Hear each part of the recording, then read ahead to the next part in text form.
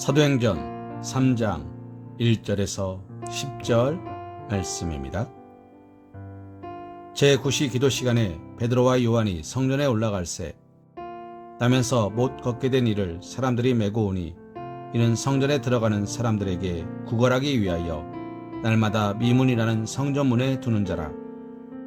그가 베드로와 요한이 성전에 들어가려 함을 보고 구걸하거늘 베드로가 요한과 더불어 주목하여 이르되 우리를 보라 하니 그가 그들에게서 무엇을 얻을까 하여 바라보거늘 베드로가 이르되 은과 금은 내게 없거니와 내게 있는 이것을 내게 주노니 나타낸 예수 그리스도의 이름으로 일어나 걸으라 하고 오른손을 잡아 일으키니 발과 발목이 곧 힘을 얻고 뛰어서서 걸으며 그들과 함께 성전으로 들어가면서 걷기도 하고 뛰기도 하며 하나님을 찬송하니 모든 백성이 그 걷는 것과 하나님을 찬송함을 보고 그가 본래 성전 미문에 앉아 구걸하던 사람인 줄 알고 그에게 일어난 일로 인하여 심히 놀랍게 여기며 놀라니라. 아멘. 오늘 우리가 함께 본 말씀 사도행전 3장 1절에서 10절 말씀을 통하여 권면에 순종하라 라는 제목으로 하나님의 은혜를 생각해 보기 원합니다. 오늘 본문의 사건을 통해서 우리는 예수님의 이름에 어떤 능력이 있는지를 먼저 생각해 보기 원합니다. 첫째로 믿는 자에게 함께하는 능력이 있었습니다. 예수님께서는 나를 믿는 자는 내가 하는 일을 그도 할 것이요 또한 그보다 큰 일도 하리니 이는 내가 아버지께로 감이라 라고 말씀하셨습니다. 사랑하는 성도님, 예수님은 가셨지만 그 이름의 능력은 믿는 자에게서 드러나고 있었습니다. 예수 이름을 의지하고 신뢰하는 사람, 모든 성도에게는 주님의 능력이 나타나게 되었습니다. 6절 말씀에 베드로가 이르되 은과 금은 내게 없거니와 내게 있는 이것을 내게 주노니 라고 이야기합니다. 베드로에게 있었던 것이 무엇입니까? 예수 그리스도의 이름이었습니다. 베드로는 믿고 있었습니다. 그리고 주님께서 미문에 앉아있던 안진뱅이를 치유하시려는 계획을 가지고 계심을 알고 있었습니다. 믿는 자는 알게 되고 아는 자는 행하게 됩니다. 그래서 베드로는 미문에 앉아있던 안진뱅이에게 이렇게 이야기합니다. 예수 그리스도의 이름으로 일어나 걸으라. 이때 하나님께서 역사하셨습니다.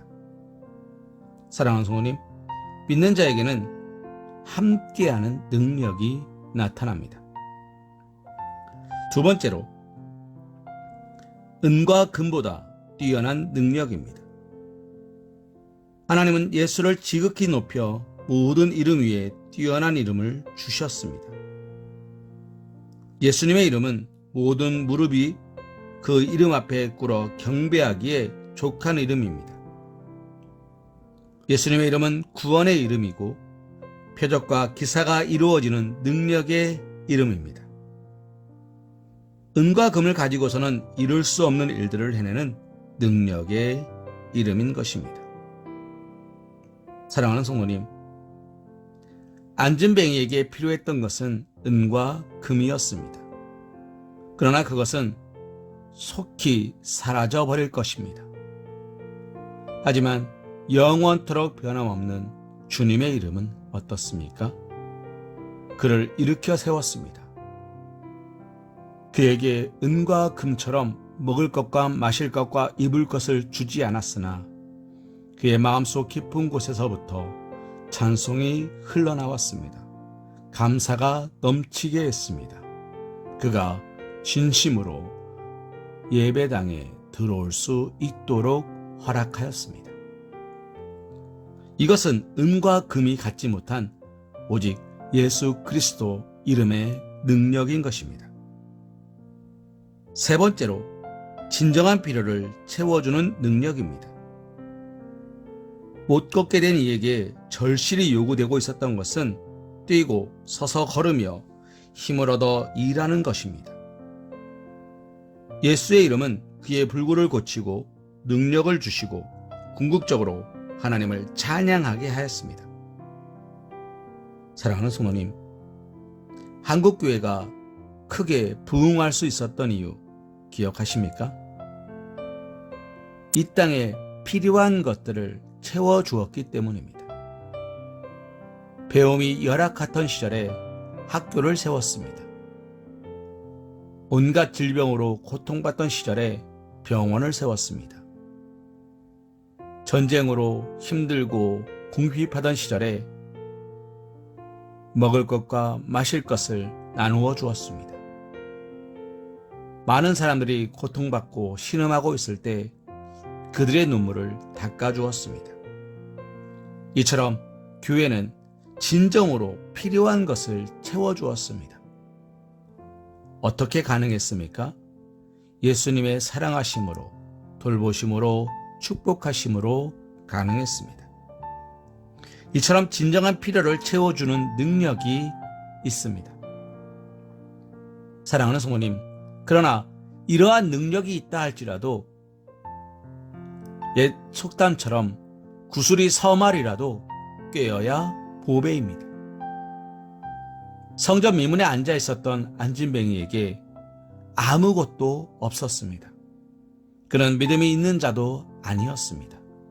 그는 하나님을 아는 자도 아니었습니다. 그러나 어땠습니까? 그에게 하나님의 말씀이 임했을 때 그는 그 권면에 순종합니다. 나사렛 예수 그리스도의 이름으로 일어나 걸으라 라고 이야기합니다. 그리고 7절 말씀에 보면 오른손을 잡아 일으키니 발과 발목이 곧 힘을 얻었다 라고 이야기합니다.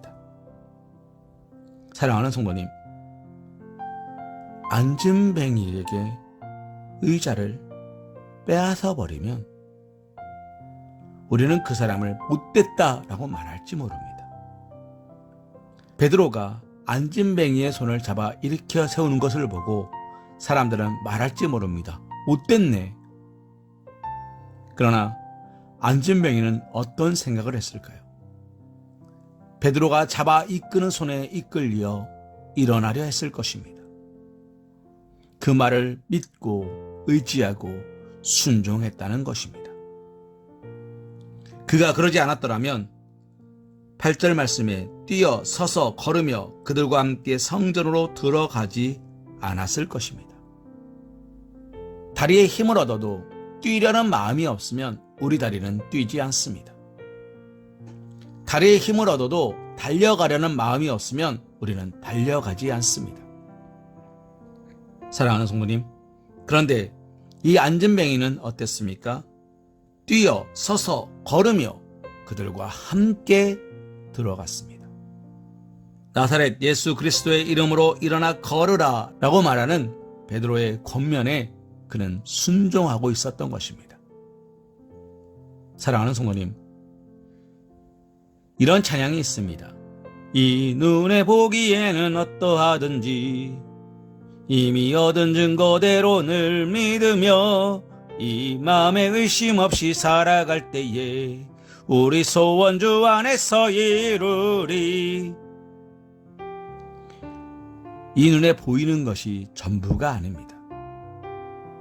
하나님은 우리에게 끊임없이 말씀하셨고 역사하셨고 보여주셨습니다.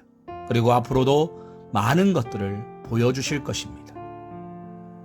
우리가 보기에 어떠하든지 이미 얻은 그 증거대로 늘 믿으며 살아가실 수 있는 그 말씀이 내 귀에 어떻게 들려오든지 내가 가능하다 불가능하다를 판단하는 자가 아니라 오직 말씀에 의지하여 그물을 내렸던 베드로처럼 권면에 순종하여 내 발로 하여금 뛰고 걷기를 명령하였던 성전 미문에 앉아 있었던 안진뱅이처럼 오늘 나에게 말씀하시고 나의 걸음을 인도하시는 주님의 말씀 앞에 순종하며 나아가실 수 있는 사랑하는 우리 서광교회 성도님 되시기를 주님의 이름으로 기도합니다.